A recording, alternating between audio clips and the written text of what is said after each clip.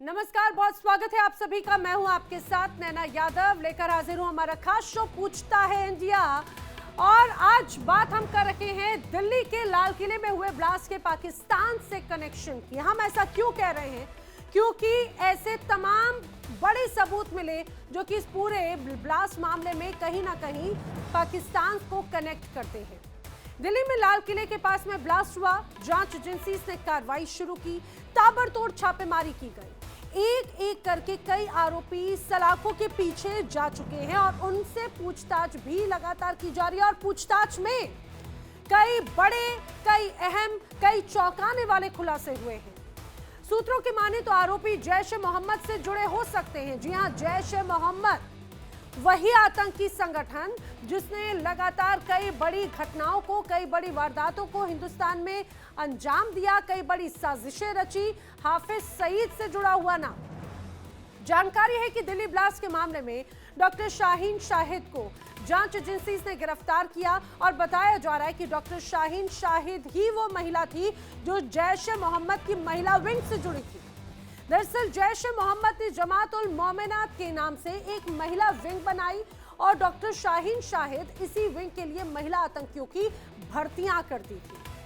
बताया जाता है कि डॉक्टर शाहीन शाहिद मसूद अजहर की बहन सादिया अजहर के इशारे पर, उसके निर्देश पर काम कर रही थी। फरीदाबाद में रहने वाली डॉक्टर शाहीन डॉक्टर मुजम्मिल के संपर्क में आई और उसके बाद में वो मसूद अजहर की बहन सादिया के संपर्क में आई। जांच एजेंसी को डॉक्टर शाहीन की गाड़ी से हथियार मिले, राइफल मिली, कारतूस बरामद हुए।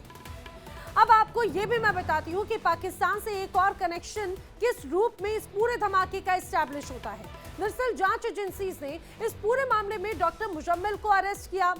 सूत्रों का बड़ा दावा है कि उससे पूछताछ में यह पता चला है कि उसका कनेक्शन पाकिस्तान में औरंगजेब आलम उर्फ अम्मार अलवी से हो सकता है। खबर यह है कि औरंगजेब आलम जैश का एक सीनियर कमांडर है और उसके निशाने पर ही भारत की और भी कई देश एक तरह से नजर आते हैं। अब आपको यह भी बता दूं, दिल्ली ब्लास्ट मामले में अभी तक क्या क्या हुआ, क्या क्या अपडेट हुई। आज पीएम मोदी लोकनायक अस्पताल पहुंचे, यानी कि एलएनजेपी अस्पताल, जहां पर दिल्ली ब्लास्ट मामले के जो घायल हैं, प्रभावित हैं, उनका उपचार चल रहा है। उन घायलों का हालचाल जानने के लिए खुद पीएम मोदी गए। उन्होंने एक बार फिर इस दौरान कहा कि दोषियों के खिलाफ सख्त से सख्त कार्रवाई जरूर की जाएगी। वहीं गृह मंत्री अमित शाह ने भी आज अधिकारियों के साथ में एक बैठक की है। उधर अल फलाह यूनिवर्सिटी के लाल किले के पास में हुए ब्लास्ट पर दुख जताते हुए जांच में पूरा सहयोग करने का भी भरोसा दिया गया। इन सबके बीच में जम्मू कश्मीर पुलिस एक टीम अल फलाह यूनिवर्सिटी यहां पर पहुंची और सूत्रों का दावा है कि ब्लास्ट के मामले में दिल्ली पुलिस अब एक लाल रंग की गाड़ी की तलाश कर रही है। इससे पहले आज जम्मू कश्मीर पुलिस की एक और टीम अल फलाह यूनिवर्सिटी पहुंची थी। इसी विषय पर हम करेंगे चर्चा। खास मेहमानों का पैनल हमारे साथ में मौजूद रहेगा और जिस तरह से बार बार एक तरह से कहा जाए कि एक नया पैटर्न, एक नया इकोसिस्टम नजर आता है इस तरह के पूरे फॉर्मेट को लेकर, जहां पर डॉक्टर्स की मौजूदगी, डॉक्टर्स का इन्वॉल्वमेंट खासतौर से आतंक के टेरर को, आतंक के कनेक्शन को कनेक्ट करता है। लेकिन इस बीच कई बड़े सवाल खड़े होते हैं। क्या ऑपरेशन सिंदूर पार्ट 2 का समय आ गया है? क्या पाकिस्तान फिर से अपने किए की सजा भुगतेगा? सवाल यह भी है कि धमाके का आतंकी कनेक्शन आखिर पाक कैसे इसका इनकार करेगा? ये वो तमाम बड़े सवाल हैं जो लगातार लोगों के जहन में सामने आते हैं, क्योंकि जिस तरह से राजधानी दिल्ली में ये बड़ा ब्लास्ट हुआ, एक बड़ी साजिश हुई, उसको लेकर यही लोगों के मन में सवाल है। करेंगे इस पर चर्चा, जाने की कोशिश करेंगे। मेरे साथ खास मेहमानों का पैनल जुड़ रहा है, जल्दी से आपको मिलवा देती हूँ। देखिए, मेरे साथ में खास मेहमानों का पैनल है। रक्षा विशेषज्ञ रिटायर्ड मेजर जनरल अनुज माथुर जी समय हमारे साथ में मौजूद हैं। मेरे साथ में रिटायर्ड रक्षा विशेषज्ञ ब्रिगेडियर शरदेंदु जी भी इस दौरान मेरे साथ में मौजूद हैं और साथ ही साथ मेरे साथ में इस दौरान रिटायर्ड कर्नल संजीत सिरोही जी बतौर रक्षा विशेषज्ञ जुड़ रखे हैं। आपका भी बहुत बहुत स्वागत है सर। मैं एक एक करके सबका रुख करते हुए इन सारी चीज़ों को समझने की कोशिश करूंगी कि आखिर ये जो पूरी पाकिस्तान का कनेक्शन इस्टेब्लिश होता है, जिस रूप रूप में जांच एक एक करके आगे बढ़ रही है और इसमें क्या बड़ी बातें इस दौरान सामने आती हैं वो भी हमारे दर्शकों को जरूर समझना होगा। आखिर क्या हालात हैं यहाँ पर। मैं सिरोही सर आप ही से शुरुआत करना चाह रही हूँ, जरा मुझे इस बात को समझाइए। एक तरफ दिल्ली में यहाँ पर जब धमाका होता है, बैठकों पे बैठकें चलती हैं, अलग अलग पूरी तस्वीर नजर आती है, उधर इसी तरह की बैठकों का पैटर्न पाकिस्तान में शुरू हो जाता है। ये किस तरह का दिखावा, किस तरह का प्रोपेगेंडा, वैसा ही वहां पर हमला हो जाता है और उसके बाद में कहते हैं भाई हम तो पीड़ित हैं, हमने कुछ नहीं किया। ये क्या पहले से ही उसको एक तरह से कोट करने की कोशिश है सर? बिल्कुल किरण जी, सबसे पहले तो आपका धन्यवाद कि आपने मुझे अपने चैनल पे बुलाया और एक बहुत ही अहम मुद्दा जिससे हम कल से बातचीत कर रहे हैं उसके ऊपर बातचीत करने के लिए। देखिए, सबसे पहले तो ये है कि जब मैं थोड़ा एक पीछे जाना चाहूंगा, 4-5 महीने पहले जो ऑपरेशन सिंदूर हुआ था, तो काफी लोगों के मन में ये यकीन हो गया था कि अब ये जो न्यू नॉर्मल हुआ है और जो प्रधानमंत्री हमारे मोदी जी ने अपनी पॉलिसी दी है कि act of terrorism will be considered as act of war, तो उसके बाद ऑपरेशन सिंदूर हुआ, हमने उनके 9 आतंकी जो ठिकाने थे उनको बर्बाद किया। तो उसके बाद लोगों के मन में थोड़ा यकीन हो गया था कि शायद अब इस तरीके की हरकतें आगे पाकिस्तान नहीं करेगा। और कुछ लोगों ने इसका भी एतराज किया था कि इतनी जल्दी सीज फायर नहीं करनी चाहिए थी, हमको पाकिस्तान की कमर बिल्कुल तोड़नी चाहिए थी।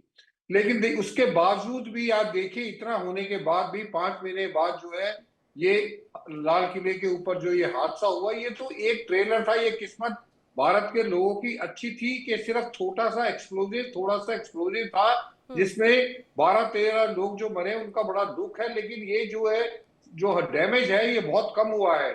अगर आप अंदाजा लगाइए, 2900 केजी जो ये पकड़ा गया है एक्सप्लोजिव एम्यूनिशन नाइट्रेट, अगर ये ठीक जगह पे इस्तेमाल हो जाता तो आप देखिए पूरे भारत में किस तरीके से आग लग जाती है। और अभी भी ये कहते हैं कि 300 केजी जो एमोनियम नाइट्रेट है वो अभी भी मिल नहीं रहा है। एजेंसी दिन रात जगह जगह छापे मार रही है उसको ढूंढने के लिए, क्योंकि कहा यह जाता है कि 3200 केजी जो है एम्यूनिशन नाइट्रेट जो है बंगाल के थ्रू धीरे धीरे करके इसको इकट्ठा किया गया है।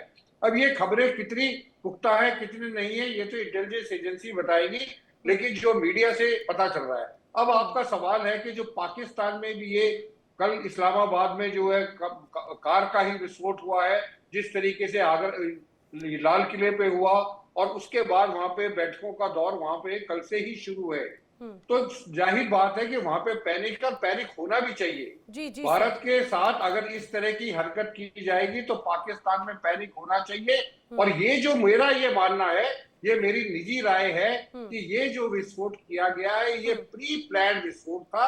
इनको पता था कि लाल किले में इस तरीके से विस्फोट होगा, उसके बाद ताकि हमारे ऊपर इल्जाम ना आए। और ये मैं नहीं बोल रहा हूँ, ये अफगानिस्तान के अखबार, अफगानिस्तान के जर्नलिस्ट भी बोल रहे हैं कि ये आसिम मुनीर ने जो ये बॉम्ब विस्फोट हुआ है इस्लामाबाद में कोर्ट के सामने, ये स्टेज मैनेज है, ये कराया गया है ताकि वो ये कह सके कि देखिए आपके यहाँ भी जो है ब्लास्ट हुआ है, हमारे यहाँ भी ब्लास्ट हुआ है।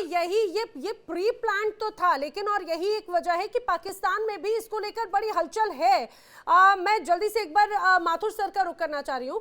माथुर सर, आप और मैं लगातार हम कल से इसी बात को लेकर चर्चा भी करते रहे हैं कि ये इस बार खासतौर से इंडिया में ऐसा नहीं कि पहली बार हम डॉक्टर्स का इन्वॉल्वमेंट या फिर व्हाइट कॉलर टेररिज्म वाले फॉर्मेट को, इस इकोसिस्टम को समझ रहे हो।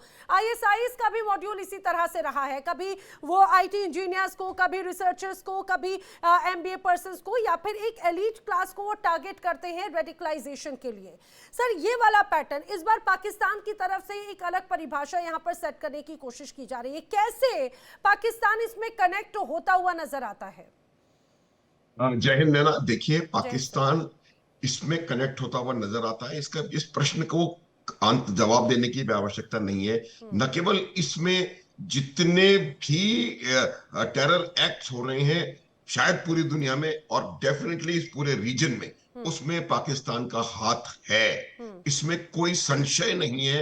और ये बात मैं अकेला नहीं कि पूरी विश्व इस बात को मुझे ये पूछना चाहिए कि फिर पाकिस्तान कैसे इन्वॉल्व नहीं होता, कैसे कनेक्ट नहीं होता? जी absolutely Naina, you said it. यही मैं कह रहा हूं।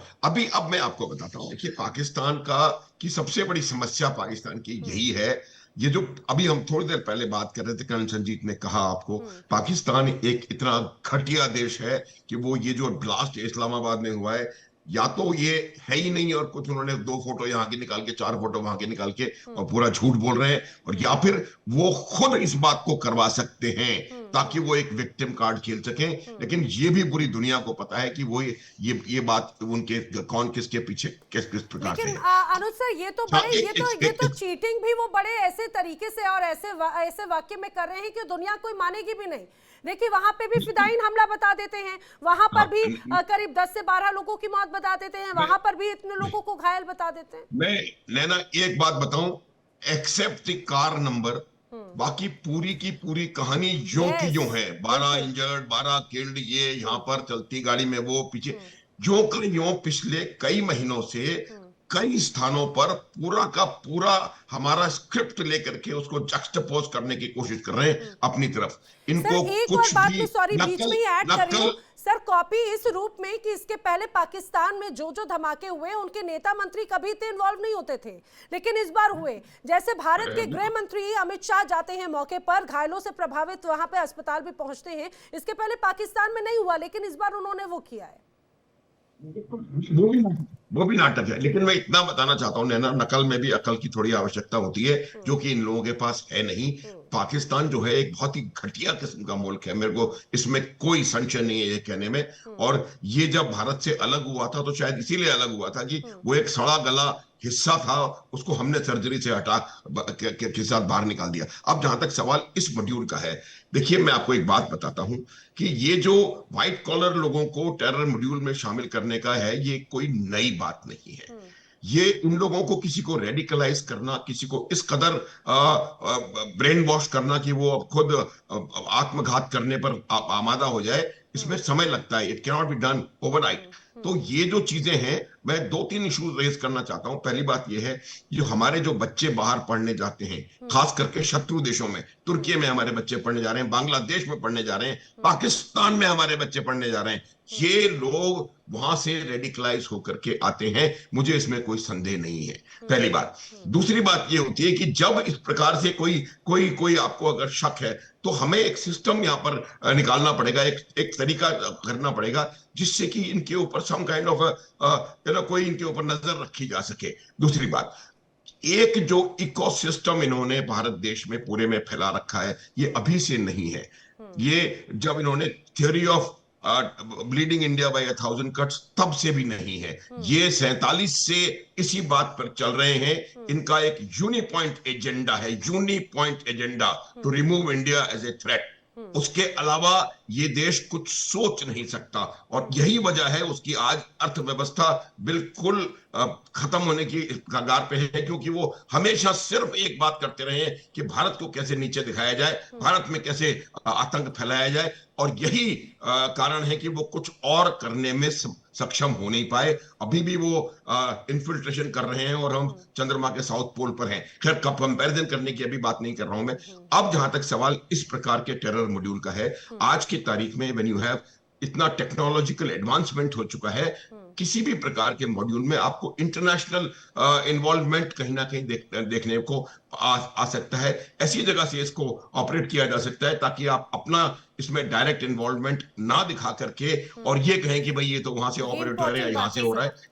एक और बात कि, और आईएसआई जहां तक सवाल है, दुनिया के कई देशों में आईएसआई बहुत पूरी तरह से सक्रिय है। तुर्की उन देशों में से एक है। तुर्की नॉन पाकिस्तान सपोर्टर है। ऑपरेशन सिंदूर के दौरान भी तुर्की से ड्रोन्स आए थे, और जहां तक खबर है कि कुछ तुर्की के ड्रोन ऑपरेटर्स इस युद्ध में मारे भी गए हैं। तो मेरा ये मानना है कि उन्होंने पूरा प्रयास किया है, और तुर्की से अगर इसको कंट्रोल किया जा रहा है तो इसमें कोई ज्यादा अचंभित होने की आवश्यकता नहीं है। ये वही तुर्की है जिन्होंने G20 की श्रीनगर में मीटिंग अटेंड करने से मना कर दिया था, फिर दबाव की वजह से उन्होंने वहां आकर के उसको अटेंड किया, और एक टैसिट अप्रूवल हुआ कि श्रीनगर जो है वो भारत का भाग है। तो ये तमाम चीजें देखने की जरूरत है। लेकिन तुर्की का कनेक्शन पाकिस्तान के साथ और अभी लेटेस्ट जो और कराची के पास 1000 एकड़ जमीन उन्होंने तुर्की को गिफ्ट करी है। तो ये तमाम चीजों को देखते हुए मैं ये बता सर रहा हूँ ये आपको तो ऐसे कि तो बड़ा गंभीर हो जाता है, क्योंकि अगर खासतौर से तुर्की की बात करें या फिर ऐसे कई गल्फ कंट्रीज में जो कहीं ना कहीं पाकिस्तान सपोर्टिव या फिर ये कहा जाए कि ठीक है इन्फ्लुएंस्ड तो जरूर होते हैं या फिर वहां पर उनके लोग रहते हैं, तो ऐसे कई गल्फ कंट्रीज में लोग काम करने जाते हैं, पढ़ने जाते हैं, पैसा कमाने जाते हैं, अलग अलग उनके रिलेटिव्स रहते हैं, तो ये तो रेडिकलाइजेशन का एक बहुत सॉफ्ट टारगेट हो गया उनको इन्फ्लुएंस करने का। रेडिकलाइजेशन का टारगेट बाकी देश नहीं है, ये देश जो है तुर्की, बांग्लादेश, पाकिस्तान, ये ऑफ लेट एक एक बड़ा बड़ा नेक्सस सा तैयार हो रहा है। और उसकी वजह यह है कि इन लोगों को भारत में, आप यूएई में जाएं, वहां कोई किसी किस्म का रेडिकलाइज करने की किसी को आवश्यकता नहीं है, वो स्वयं रेडिकलाइजेशन से बाहर आ रहे हैं। यूएई है, सऊदी अरब है, कतर है, बहरीन है, ये सब तरक्की की तरफ अग्रसर है। अपने इनको पता पड़ रहा है कि दुनिया में अगर आपको आज की तारीख में आगे बढ़ना है तो you will have to stay connected with the rest of the world. बखूबी इस चीज को जानते हैं और इसीलिए खुद सेल्फ ओन वो डिसीजंस भी ले सकते हैं। वेल, मैं अपने दर्शकों को बता दूं, आप देख रहे हैं टीवी स्क्रीन पे मेरे साथ में इस दौरान अब दिल्ली से पूर्व एसीपी ए.के. सिंह सर भी जुड़ चुके हैं। सर, आपका भी बहुत स्वागत है, लेकिन उसके पहले मैं जल्दी से ब्रिगेडियर शरदेंदु जी का रुख करना चाह रही हूँ। शरदेंदु जी, पाकिस्तान को बार बार हम जवाब देते हैं, पाकिस्तान को बार बार मुंहतोड़ जवाब दिया जाता है, लेकिन इसके बावजूद वो है कि मानता नहीं। पिछले कुछ वक्त में एक ऐसा वक्त था, खासतौर से हम देखते थे कि जो घटनाएं जो सीमा बॉर्डर है पाकिस्तान से कनेक्टेड, चाहे बात वो जम्मू कश्मीर के दौरान यह हरकत देखने को मिलती है, सरकिर्क की तरफ हरकत, कुछ थोड़ी बहुत हलचल वहां पर नजर आ जाती है, लेकिन इस रूप में नहीं। ठीक है, पाकिस्तान और जो पंजाब की बॉर्डर पे भी हमने देखा, यहाँ पर ड्रग को लेकर एक अलग ट्रांजिशन, वहां पर भी हरकत नजर आती है। लेकिन सब बीच शहर में, देश के बीच के हिस्से में बहुत टाइम पहले तक हमने कंट्रोल कर लिया, लेकिन अब अगर यहां पर एंटर करने की कोशिश की जाती है, ये किस तरह का मोडस ऑपरेंडी दर्शाता है खासतौर से? देखिए, एक बात तो तय कि जब भी इस तरीके की घटनाएं होती हैं उसके सीधे के सीधे तार तब पाकिस्तान से जुड़ते हैं। और जैसा कि आपने बताया कि हिंदुस्तान हर बार रिएक्ट करता है, लेकिन ये रिएक्शन है क्या हमारा, आपको इसको समझना पड़ेगा, आपको इसके मूल कॉज में जाना पड़ेगा। हो क्या रहा है वर्ल्ड पॉलिटिक्स में, क्यों पाकिस्तान आज की डेट में वहां पे इस तरीके का यूफोरिया है, एंटी इंडिया सेंटीमेंट, और इस तरीके से वहां के जिहादी वक्तव्य दिए जाते हैं उनके चीफ द्वारा। इसके पीछे की ताकत क्या है, क्या हो गया पाकिस्तान को जो इतनी ताकत साथ, इतने कॉन्फिडेंस साथ और इतने बड़े बड़े स्टेटमेंट देने लगा? इसको आपको पकड़ना पड़ेगा। देखिए, दो तरीके से चीजों को एनालाइज करना पड़ेगा। एक एक्सटर्नल चीजें हैं, जब बाहरी ताकत कहां से मिल रही है पाकिस्तान, और दूसरा उनके इंटरनल डायनेमिक्स क्या है, उनकी इंटरनल डायनेमिक्स विज़ाविज़ अपनी इंटरनल डायनेमिक्स हिंदुस्तान में। क्योंकि इस तरीके की टेररिस्ट एक्ट जो घटनाएं हो रही हैं हिंदुस्तान की सरजमी पे हो रही हैं, तो आपको एक वृहद तरीके से देखना होगा। कुछ स्ट्रक्चर गिरा देना, कुछ स्ट्राइक कर देना, कुछ लोगों को मार देना, कुछ लोगों को पकड़ लेना, यह समस्या का समाधान है ही नहीं। अगर आप इस समस्या का समाधान 4 लोगों को पकड़ के निकालना चाहते तो ये निकलेगा नहीं। आपको तो इसके क्या तार है कनेक्ट करने इसका पड़ेंगे जड़ और उस से- नेटवर्क सर, को इस ब्रेक बीमारी करना का- पड़ेगा। इस बीमारी की जड़ से खत्म करने की दवा क्या है फिर? हम बता रहा हूं उसकी क्या जरूरत है, किस तरीके से हमें काम करने की जरूरत है। अब समय आ गया है इसको एक अमली जामा पहनाने की, इस नेटवर्क को तोड़ने के लिए। देखिए, पाकिस्तान के पीछे खड़ा है अमेरिका। अमेरिका जब से पाकिस्तान का अलाइनमेंट शुरू हुआ, देखिए आज की डेट में पाकिस्तान में जिस तरीके से जिहादी वक्तव्य आ रहे हैं, कहीं ना उसको एक कॉन्फिडेंस है कि अमेरिका उसके साथ खड़ा रहेगा। और अमेरिका इसको फ्री में नहीं कर रहा है, तमाम तरीके के वहां के रेयर अर्थ मिनरल डील किया हुआ है, बगराम एयरपोर्ट चाहिए होगा अफगानिस्तान का, और एक ऐसा मोहरा उसने साउथ एशिया में पकड़ रखा जो उसकी बात, उसकी डिक्टेशन, उसके एयरफील्ड को वो पूरी तरीके से इस्तेमाल करने देगा। और कहीं ना कहीं ये खुन्नस अमेरिका के हिंदुस्तान के खिलाफ है, इसको समझना पड़ेगा। जब पाकिस्तान में टेररिस्ट अटैक होता है या बम ब्लास्ट होता है तो उसको टेररिस्ट एक्ट किया जाता है, और जब हिंदुस्तान में हुआ तो वही अमेरिका कहता है कि यहाँ एक एक्सप्लोजन हुआ है। एक ही तरीके की घटना है, उसका दो तरीके का इंटरप्रिटेशन। ये है अमेरिका, ये है अमेरिका का असली चेहरा। तो ये जानना पड़ेगा कि पाकिस्तान में जो इफोरिया है, जो वहां के आसिम मुनीर बढ़ बढ़ के बोल रहे हैं, वो अमेरिका की शय पे बोल रहे हो। कहीं ना कहीं हिंदुस्तान को फिर इस बात को ही समझाइए कि ये जो आप ये वाली जो थ्योरी बता रहे हैं, तो इसमें अमेरिका का पर्सनल फायदा है या फिर इंडिया से एक तरह से कोई उसका कंपटीशन या इनसिक्योरिटी है?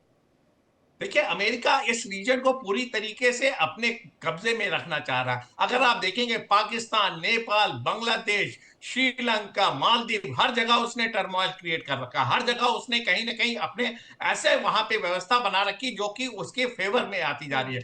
हिंदुस्तान अगर उसकी बात नहीं मानता, हिंदुस्तान अपनी इंडिपेंडेंट फॉरेन पॉलिसी रखता है, तो उसकी आंख में किरकिरी है। इस वजह से अमेरिका कहीं ना कहीं इस रीजन में का जो सबसे बड़ी पावर है उसको डिस्टेबलाइज करना चाहता है। वो भूल जाता है कि हिंदुस्तान ही है जो इंडो पैसिफिक रीजन में अमेरिका के साथ खड़े होते हुए चाइना के वर्चस्व को चेक करता है। आज की डेट में क्वाड कहां चला गया, जीरो हो गया। नॉट स्टैंडिंग दैट, एक एक्सटर्नल फैक्टर, मैं इसको बहुत गंभीर रूप से लेता हूं। अगर आपको पाकिस्तान की कमर तोड़नी है तो अब आपको उसके नेटवर्क को तोड़ना पड़ेगा, उसकी लीडरशिप को तोड़ना पड़ेगा, उसके जो इंफ्रास्ट्रक्चर है, ट्रेनिंग स्ट्रक्चर है, उस पर आप एयर स्ट्राइक करके रिजल्ट नहीं हासिल कर सकते। बालाकोट का इफेक्ट देखिए 2-2.5 साल तक रहा, लेकिन ऑफ सिंदूर का रिजल्ट 6 महीने बाद ही आ गया कि 6 महीने बाद फिर आपके ऊपर स्ट्राइक हो गया। तो लिहाजा इसका इंपैक्ट इसलिए कम हुआ है क्योंकि अमेरिका ने एक शय दी है पाकिस्तान को, इस वजह से इसका इंपैक्ट कम हुआ। नहीं तो पाकिस्तान की इतनी हैसियत नहीं कि इतने जल्दी, इतने क्विक सक्सेशन में ऑपरेशन सिंदूर के बाद इस तरीके के ऑपरेशन करे। अब आते हैं इंटरनल डायनेमिक्स में। इंटरनल डायनेमिक्स में आपने अपने सोसाइटी को फ्रेगमेंटेड करने से बचाइए। एक ऐसा फ्रेगमेंट जो एक तरीके से सिंपैथाइजर हो जाए किसी एक पर्टिकुलर सेट का, एक पर्टिकुलर विचारधारा को, तो हमें उसे चेक करना होगा। कैसे 3000 केजी का एक्सप्लोसिव स्मगल्ड होके, चाहे छोटे कंसाइनमेंट में या बड़े कंसाइनमेंट में, हिंदुस्तान आता है, कैसे वो इकट्ठा होता है, कैसे वो फरीदाबाद में आता है, कैसे वो डॉक्टर जो इंटेलेक्चुअल टेररिज्म की आप बात करते हैं, व्हाइट कॉलर टेररिज्म की बात करते हैं, वो कैसे इन्फ्लुएंस हो जाते हैं। पढ़ा लिखा वर्ग है, उनको इसके में नहीं आना चाहिए था, उनको पता होना चाहिए। लेकिन आज की डेट में हो क्या रहा है, जो हिंदुस्तान में धार्मिक व्यवस्था है, जो सहिष्णुता है, वो खत्म होती जा रही है और एक वर्ग को टारगेट किया जाता है और वो टारगेट वाला जो ग्रुप है वो इस तरीके से रेडिकलाइज होता है। इस रेडिकलाइजेशन को आपको रोकना पड़ेगा। यही हो जाती है कि हमेशा इस रेडिकलाइजेशन को आपको रोकना पड़ेगा। बिल्कुल, और इसको कंट्रोल करने के लिए भी बात यही है, और यही सवाल लेकर मैं जल्दी से एपी सिंह सर का रुख कर रही हूँ।